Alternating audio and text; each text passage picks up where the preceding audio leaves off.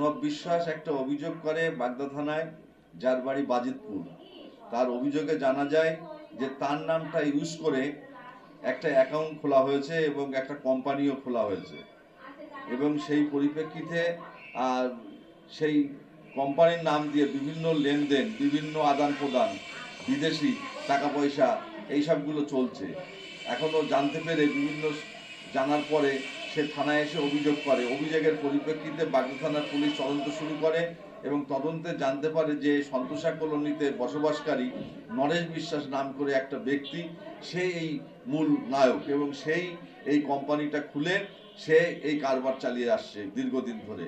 এবং সেই পরিপ্রেক্ষিতে পুলিশ এই নরেশকে গ্রেপ্তার করে তার বিরুদ্ধে আজকে এই অভিযোগের চার্জে আজকে লানেট এসিজেন কোর্টে প্রডিউস করেছে এবং তার পুলিশ কাস্টডি যাতে হয় এবং তাকে সেই প্রেয়ারও দিয়েছে তারা।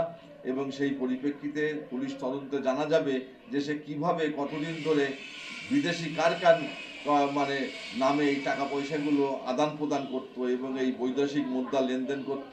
এই যে প্রণব বিশ্বাস এর নাম দিয়ে যে কোম্পানিটা খোলা হয়েছিল সেইটা এখন তদন্ত চলছে এবং তদন্তের বিষয় জানা যাবে যে কতদূর কীভাবে এইটা জালিয়াতিটা করা হয়েছে, এটা জানা যাবে তদন্ত পিসিপি রোডের পরে আমরা আরও বিশেষ করে জানতে পারবো।